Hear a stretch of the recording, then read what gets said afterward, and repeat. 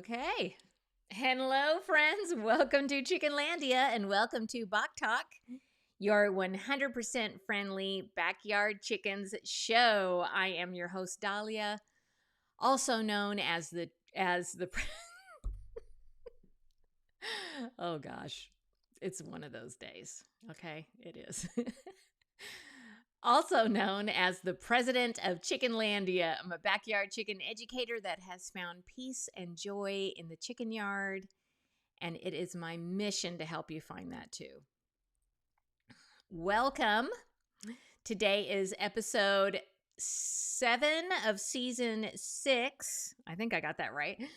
We are going to talk about something I am sure many of you are dreading. And for a lot of you, this might be your first winter with chickens, so you might be a little bit apprehensive about it. But, no matter what you do, no matter how worried you are, winter is coming, okay?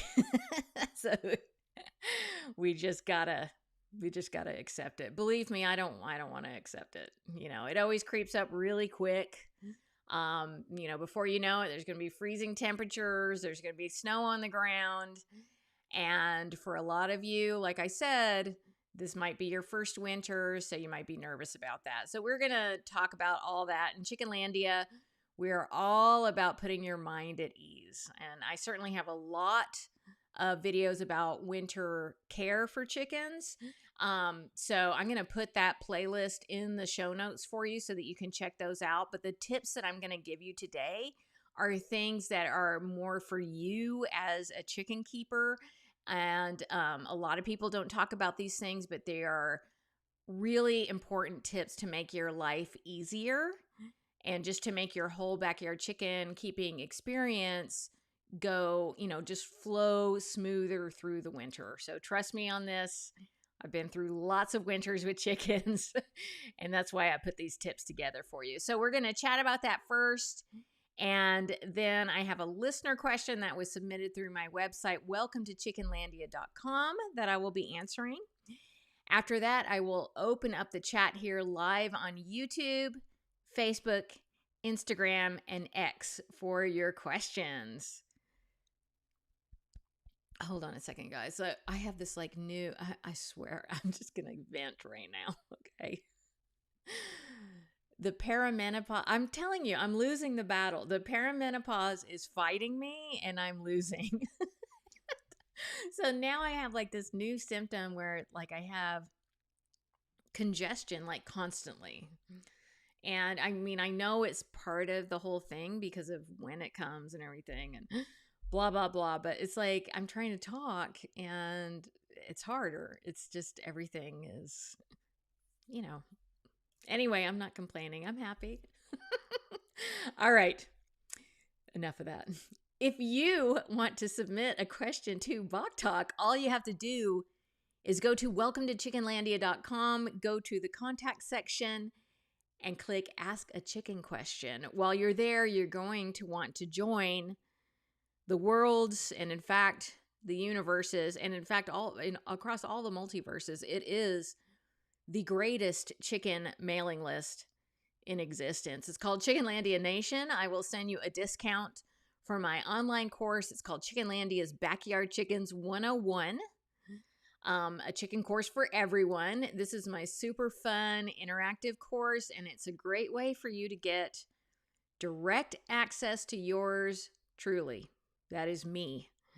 And you can also talk to the Chickenlandia presidential advisor. So that's my co-instructor on the course. And you can ask me questions for however long the course is in its current form online. Okay. And I'm super proud of it, and I hope to see you there. Okay. I'm going to say hello to some of the people in the chat. All right. Hello, Idaho DD. Tina Moss, hello. Joy is here, hello.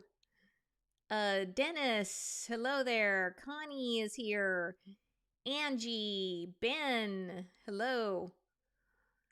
Those clucking Nashes, hello. And the Chickenlandia presidential advisor is here. Yay, big sexy chicken thighs is here. I love your name. Thank you all for being here. It is great to see everyone. If you get a chance, just click that like button. Make sure that you're following my channel and following me, on Instagram or wherever I'm seeing you from. Okay, so if you don't do anything else I say today, this one thing that I'm going to tell you, the first thing I'm going to tell you, you really should do it because it's very important. My first tip is, please, before the winter starts, do yourself a colossal favor and get yourself a pair of winter boots that are dedicated solely for the chicken yard. And, it's always good to have dedicated shoes for the chicken yard for some obvious reasons and some not so obvious reasons. Obviously, we don't want to track chicken poop into our house or into our car or into our boss's office at work, or maybe you do want to do that, but I don't recommend that in this economy. But also, I'm not super intense about biosecurity, and I probably shouldn't even say that because it's controversial. And one day I will talk about that more in detail. I don't I don't think it's bad to practice good biosecurity, but I myself am not super strict about it. But if you want to be extra careful about what your flock is exposed to, it's best to have shoes that you can wear in the chicken yard that haven't been all over town, okay? And or in other chicken yards, or just in other people's yards, if that makes sense. Because we don't want to bring anything back home on our shoes and introduce it to our chickens. But the main reason I'm telling you this is that, the main reason I'm telling you that you need to have specifically winter boots for the chicken yard, or even just some ice cleats, is because there's an elevated risk of falling in the chicken yard when there's snow and ice on the ground. And even like if the ground is wet. Okay, so I know obviously if it's wet, it can get really slippery with mud and poop and all that stuff. Okay, and I know this all too well because a few years ago I suffered an injury in the chicken yard during an ice storm, and it was like a split second. I mean, it was so quick. I didn't even fall completely on the ground.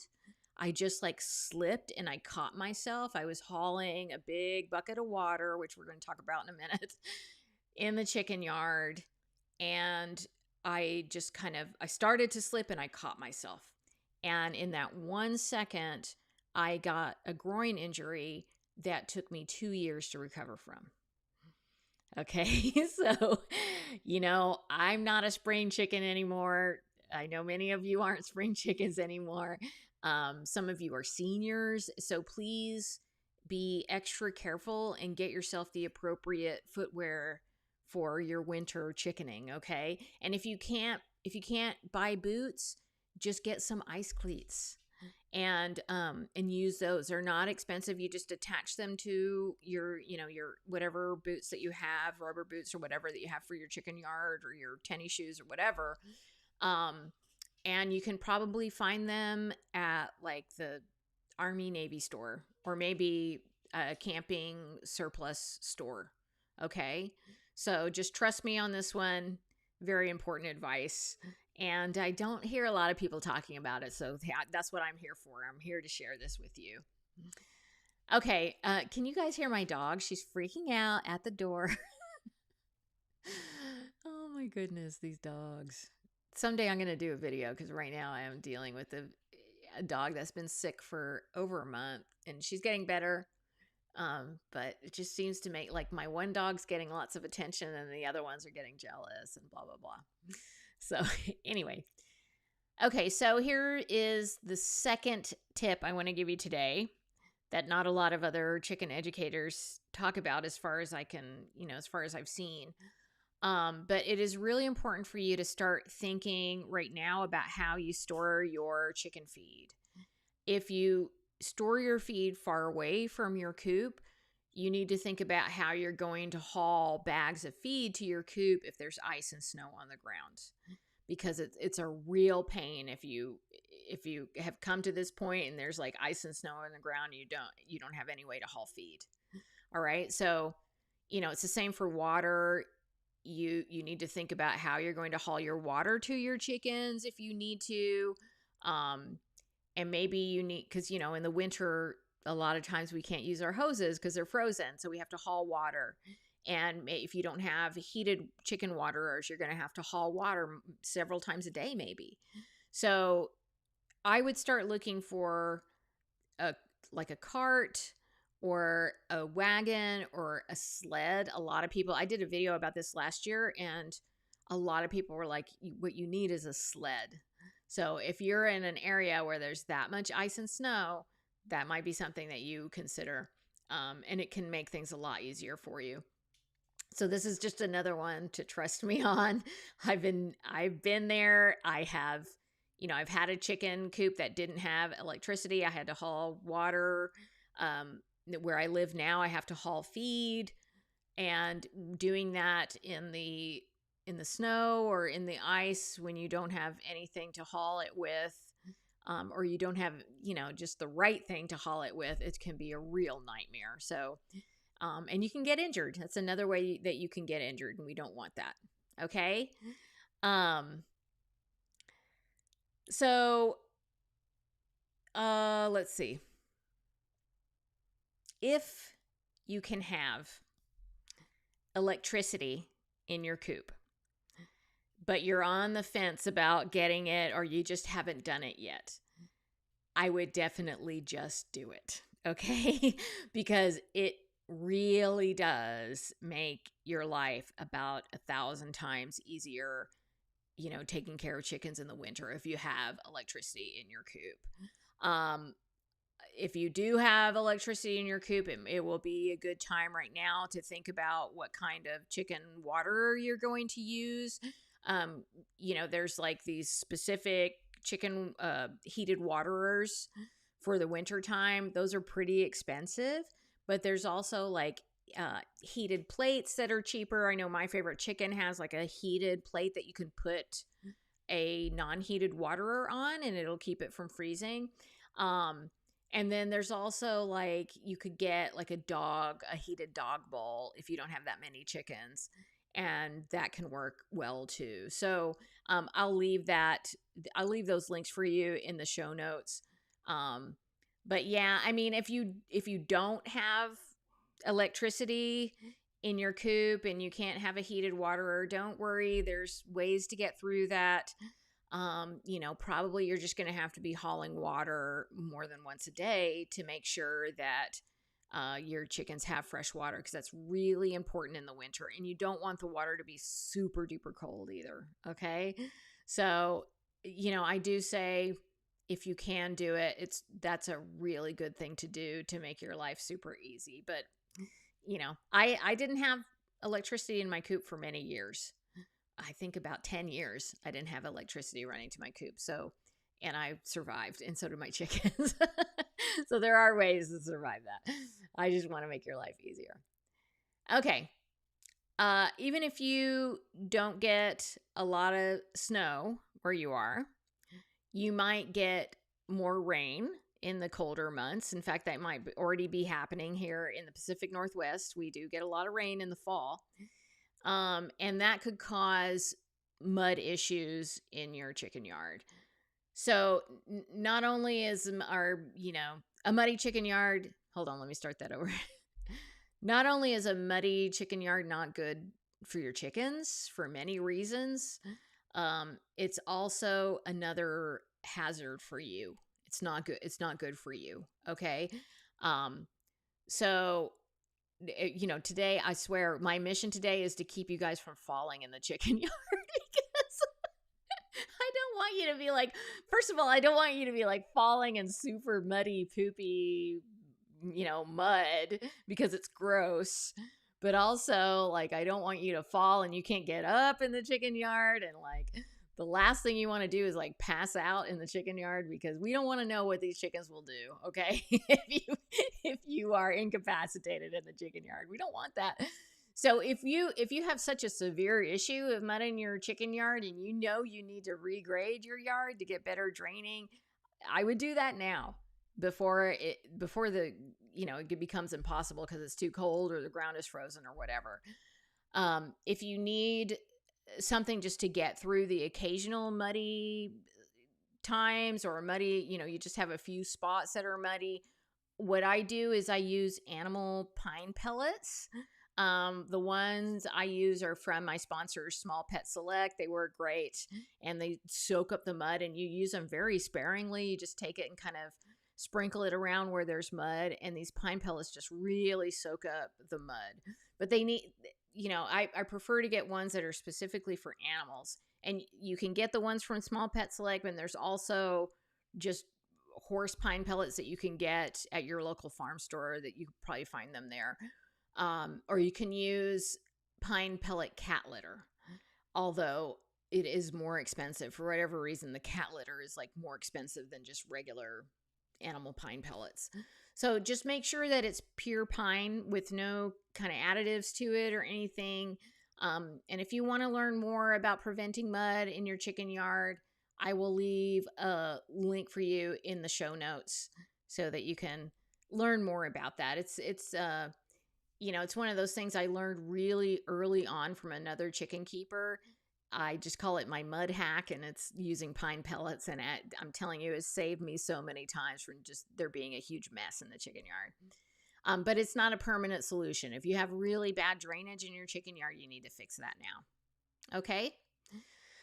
All right. So these are just, just a few tips today to make your life easier through the winter. Like I said, I have lots of video about caring for your chickens in the winter and what they need to make sure that they're comfortable and warm enough during the winter. I certainly have a lot of podcasts where I talk about it too. I will leave those linked for you in the show notes. And you can always just go to my YouTube channel, Welcome to Chickenlandia, and search like chickens in winter, and you're going to get a lot of different videos. But I know for those of you that are doing winter with your chickens for the first time, you're probably pretty nervous, and they're going to be fine. Always remember they're wearing down coats, okay? So they're going to be fine, and you're going to get through it. All right. Hold on just a second. So did we say we can't hear my dog because she's like scratching at the at the door? I hope you guys can't hear her. She's fine. She just she's deaf, and so she doesn't really like. Back when she could hear me, I would just say go lie down, and she would just go lie down, and she would be fine. But because she's deaf, she can't hear me, so she's just like, "Where did you go? You disappeared." All right, so now I am going to answer a question that I received through the Welcome to Chickenlandia website, welcometochickenlandia.com. But before I move on, I need to make 2 announcements. That's right, just 2 announcements, because I have to pay those chicken bills, okay? I got chicken bills, I got dog bills, I got kid bills, just bills, okay? I think there's a song about that, like, can you pay my bills? Can you pay my chicken bills? So anyway, I don't know what just happened there.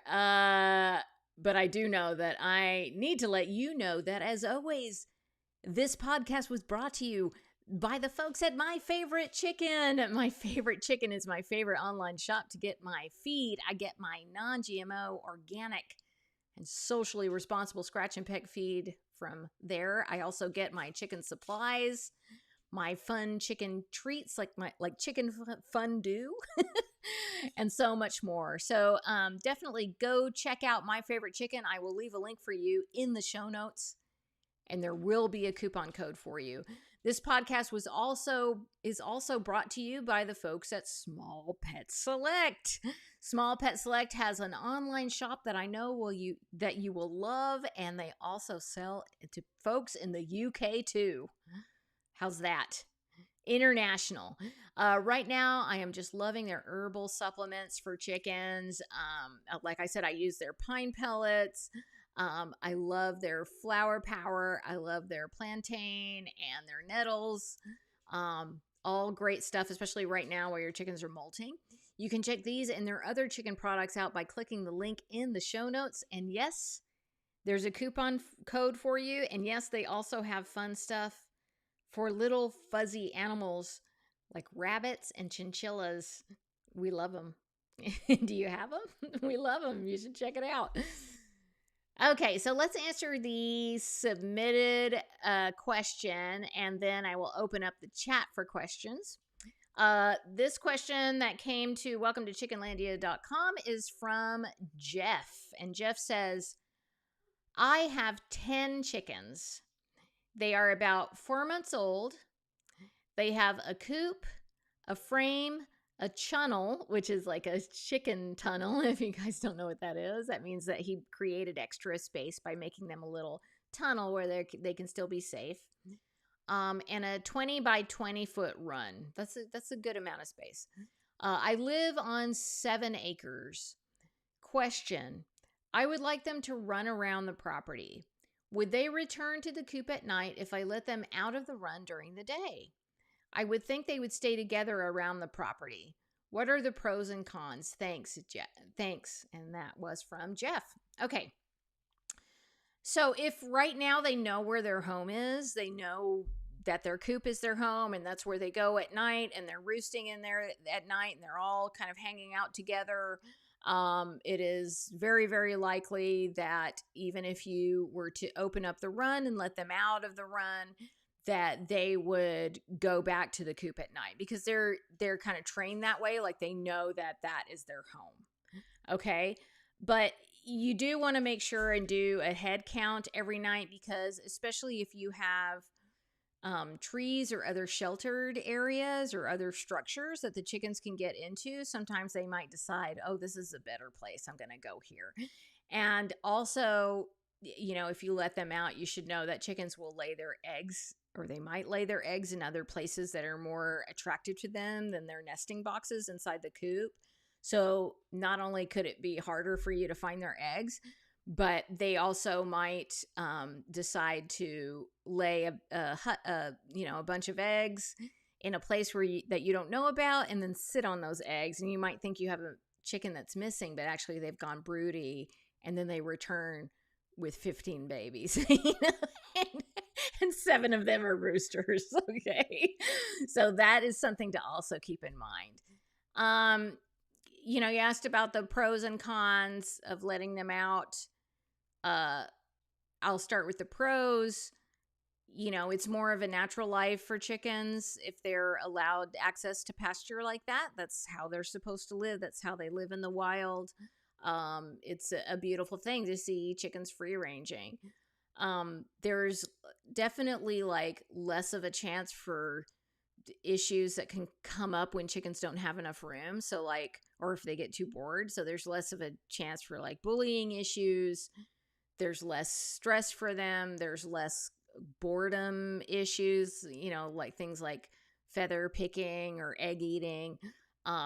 There's less mess because chickens obviously have way more space in which to poop. They're not just like confined to a certain area. So it would be a lot easier for you in terms of cleaning up after them. There would be a lower feed bill because they have access to pasture, at least during the times when there's like foliage and there's insects. If it's the middle of the winter, they're not going to be going out into the field if it's full of snow and ice. But yeah, in general, like your feed bill is going to be a lot lower. So these are all like great things. Now, there's some very intense cons though, when it comes to free ranging chickens. And the first one would be, you don't have control over where they go. They can go into the street. They could go into your neighbor's yard and dig up all their roses or whatever. They could go in an area where there's domestic dogs that aren't trained to deal with chickens, or to not harm chickens.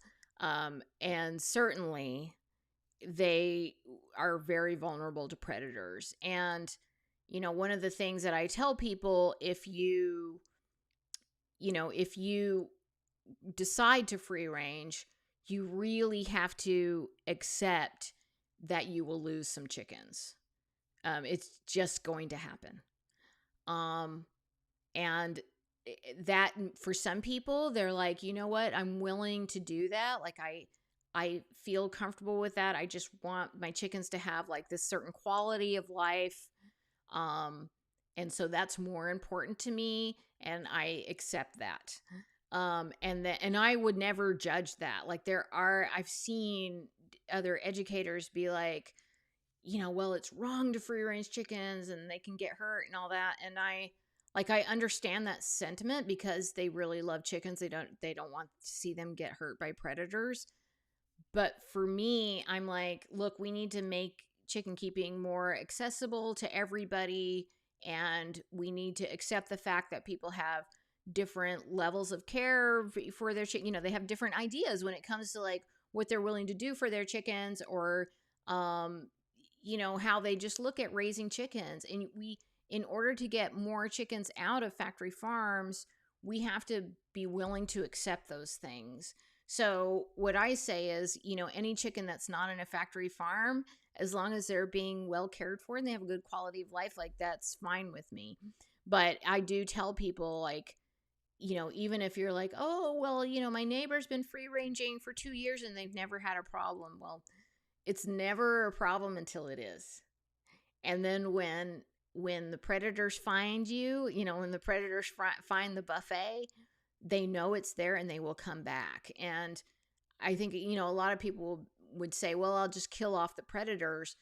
But you're kind of like, you have a situation where you kill one and then 10 comes to their funeral if you don't secure them. Okay. And maybe, like I said, if you're willing to accept the occasional loss, then that's okay. But just go into it knowing that and having your research done so that you're not surprised. Okay. So, that's my 2 cents about that. I hope I helped you out, Jeff, to make that decision. You could just free range them when you're out there with them. And of course, if you have a good dog that doesn't kill chickens, but would protect your chickens, that's like gold. That is gold. And there's other animals like, geese can be helpful. Guinea fowl can be helpful, but they're super loud. Like a donkey could be helpful, or sometimes, goats, a larger animal could be helpful. But mainly like, to me, like the best thing to do would be to get a dog, and a dog that's really good at protecting chickens. Okay. All right. I hope that was helpful. Thank you, Jeff. Okay. Now I am going to open up the chat for questions.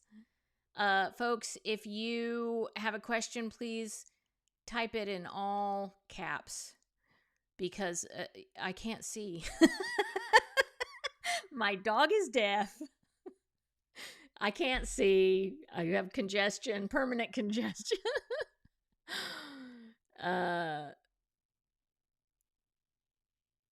So if you can type your question in all caps so that I can see it. And also sometimes they come really fast. So it's, take it easy on an old lady. Okay.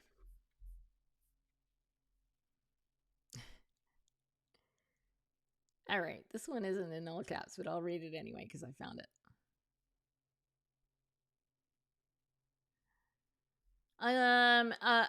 Kathy, Kath RV 7324 says, I recently discovered that there's an opossum in the neighborhood.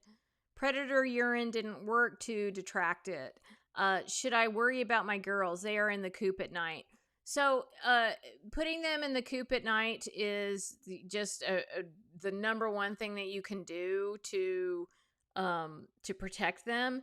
I mean, they won't be 100% protected unless they're in a completely enclosed run with, where nothing can dig in there and nothing can reach through it. I will say opossums are animals of, they're very opportunistic. So, and they're pretty passive animals. So it's not like they there has to be a lot of opportunity for them to like go into a coop and just start killing chickens. Okay. A lot of times they will go into a coop to get eggs, to get chicken feed, or to get baby chicks. So those are things that you don't want, you don't want to give them that opportunity. So I would just make sure that your coop is very secure. If you want to be extra careful, they are mainly nocturnal animals. Sometimes they will come out during the day in the early spring because they have babies. Or they might be more hungry for food because they've gone through, the winter without as much food.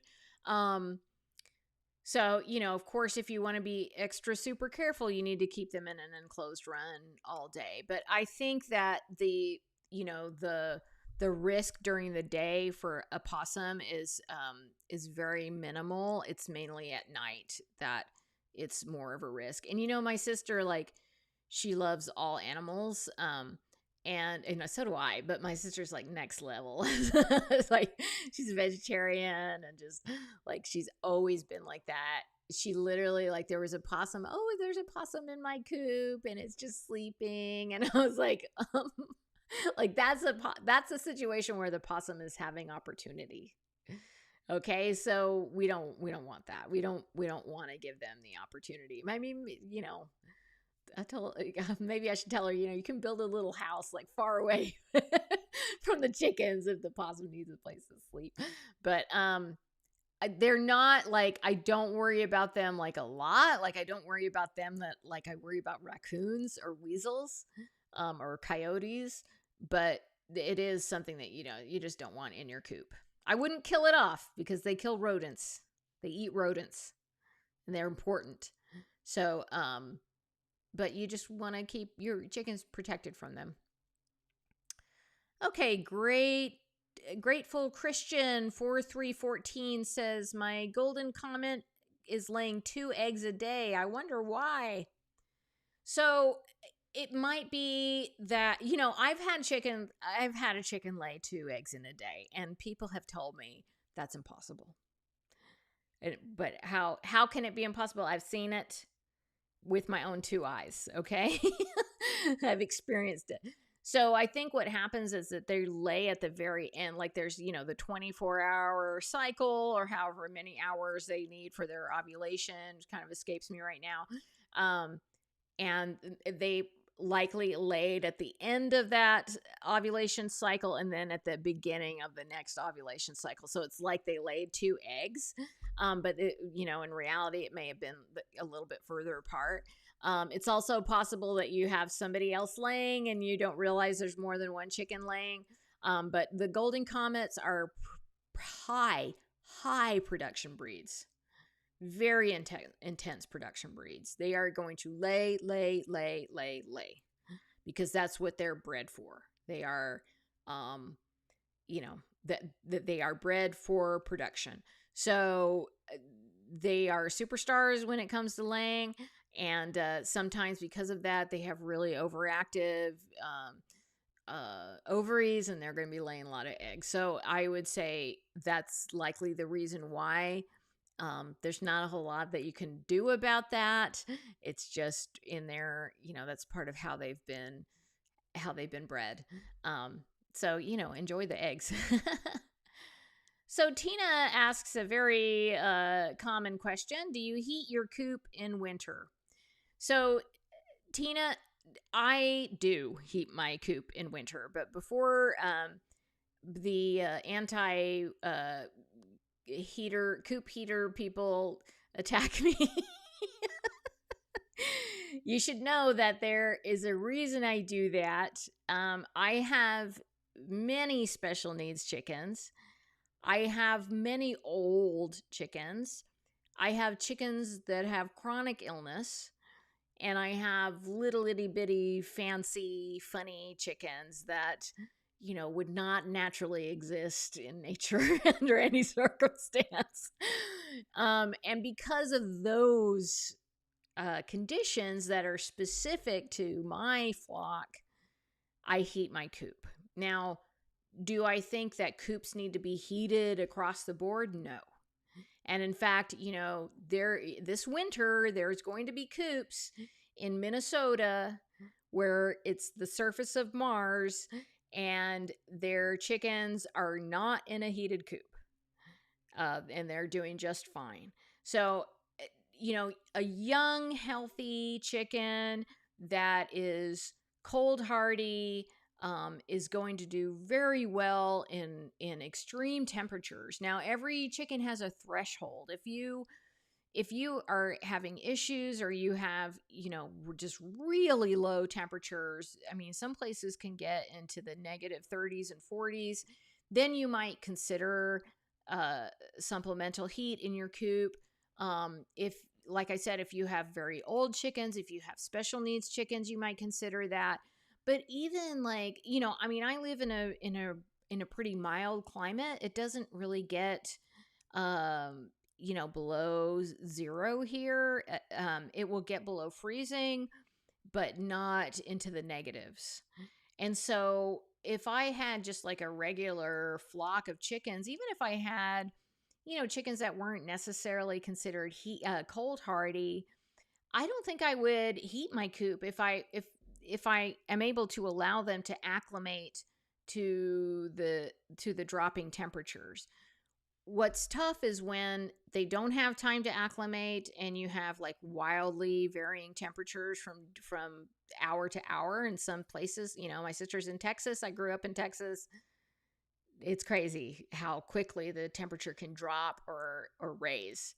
And that's tough. Or if you have, I don't even know where, I've lost my train of thought, but if you have a situation where it's really, really windy and maybe it's not that super cold, but you really need to protect your chickens from the drafts, because it's the draft and it's the moisture that will cause frostbite. So, those are the two things. Like, you don't have a draft where your chickens are roosting at night. Don't have there be drafts there. But at the same time, when I say that, you need ventilation in your coop, and it's so like counterintuitive, because you might think, oh, I just need to close up every nook and cranny. Well, you don't want there to be drafts, but you need to have airflow in the coop, because if there's not airflow, then you will have moisture buildup in the coop, and that's what can be very bad. Okay. So certainly if you have chickens with the big floppy combs, and long, a rooster with like really long wattles, big comb, like they're going to be in danger of frostbite. So you may need to take precautions against that. But if you do decide, everyone's coop is different. People are in many, many different climates. So for me to say, to just make a blanket statement, nobody ever needs to heat their coop, which I've heard 1,000 times. There's never a reason to heat your coop. Well, there might be. It just depends on your situation. Does every coop need to be heated? No, most coops don't need heat. Okay? So my one recommendation is to get heaters that are appropriate for a chicken coop. You don't really want to, if you can help it, don't use the heat lamps, because they get really, really hot. And if they get dusty or if they fall into the shavings, heaven forbid, you're going to have a fire. And every year there's coop fire. So at the very least, if you absolutely must use one, just secure it better than you've ever secured anything in your life, and keep it clean. Okay. I went on a bit of a tangent, but there's your answer. I hope it helped. My dogs are going to start barking here in a minute because my son is coming inside. What can I feed my hen to keep weight on her? She is seeing a vet for crop issues. Now she will eat everything but her actual feed. So, is she thin? Is that what she needs to see the vet for? Well, number one, talk to your vet about it, because I don't want to contradict anything that your vet says. You can, I mean, eventually, if she's well, she's going to eat her feed. Like that will happen. She's not going to starve herself if she's well. There goes my dogs. I don't know if you can hear them. You can give her some scrambled egg with like some olive oil in it. That'll put, not a lot, but a little bit of olive oil in it. That'll put some weight on her. And then just, focus on like nutritionally dense foods that are good for chickens. But you could try fermenting her feed, and that might entice her to eat it. But like I said, she will eat if she's well. She will definitely eat her feed. But right now, probably what's happening is that she's not feeling good because of her crop issues, and that's why she's not eating everything. But I would just, focus on some high protein stuff. If you can get some grubs for her, some scrambled eggs, stuff like that. Whole milk yogurt is good. Things like that. And I hope she's better soon. Okay. Summer Rain 8633 asks, does Bumblefoot stay in the middle or can it start on the side? Okay, so Bumblefoot is an infection of the foot, and it happens to different animals. I'm pretty sure and it can happen to like rodents, and it can happen to all kinds of birds. It happens a lot to ducks. And it's an infection that happens usually on the bottom of the foot. And the main characteristic of it is that you'll see like a black dot or a dark dot. And that's how you know it's this infection. Sometimes it'll be like red, it'll be hot if it's really infected. And it's difficult to deal with. It can be staph or another kind of infection. Most of the time it's staph. It can certainly, like I said, most of the time the infection will present itself on the bottom of the foot, but sometimes it'll go up into the top of the foot. Sometimes you'll see it like between the toes. That's where you'll see the dark spot. And sometimes it could be on the side. But just the characteristic of that black dot, that's how you know it's Bumblefoot. And I do have a video where I talk about how to treat Bumblefoot. I don't recommend starting out with Bumblefoot surgery like as your first course of action, because first of all, it could be staph, and you don't want to expose yourself to that. And you're also like, anytime you cut into a chicken, you're kind of opening the opportunity for more bacteria to get in and to actually end up with something worse than what you started with. So I usually recommend soaking the foot in an Epsom salt bath. There's the homeopathic silica or silicea. It's the same thing that you could try in a 30C potency. And then if it's really bad, you might have to get antibiotics for it. But yeah, it can be in the middle of the foot or it can be on the side, to answer your question, to give you a very long-winded answer to your question. Okay, I'm going to answer one more question, but before I do that, I just want to remind you guys that I do have a book. You guys know I have a book. It is available for order. It's currently on Amazon, Barnes & Noble. It's at Tractor Supply. It's might be at your local bookstore. If it isn't, tell them to get it.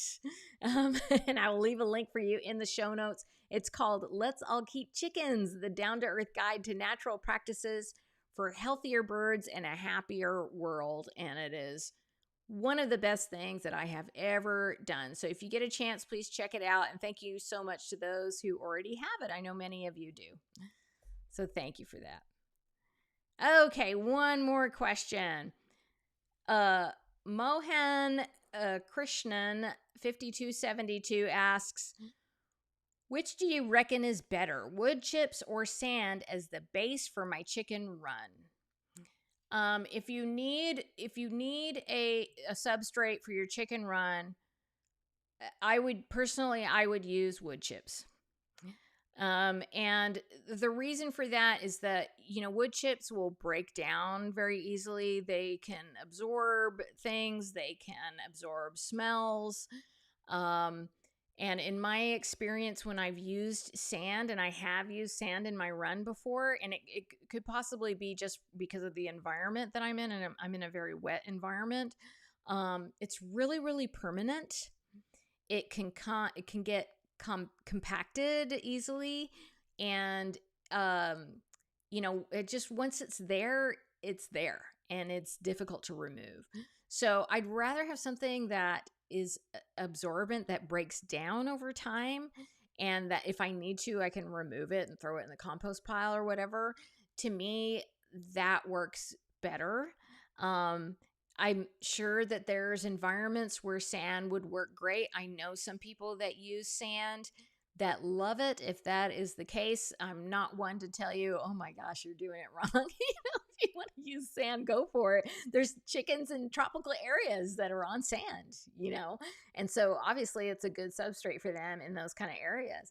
So, but for me, if I have the choice, I would use wood chips, definitely in the run. Okay. All right. Thank you all so much for joining me today. Thank you to my moderator and co-producer, Kelsey Paulus, also known as the Chickenlandia Presidential Advisor. Thank you to Talking to Crows for editing this episode, and to Double M Ranch for their wonderful podcast art. If you enjoyed this podcast, remember to rate and review it and hit that like button. But the main thing that I want you to remember above anything else, remember this: you are always welcome in Chickenlandia. All right. Bye.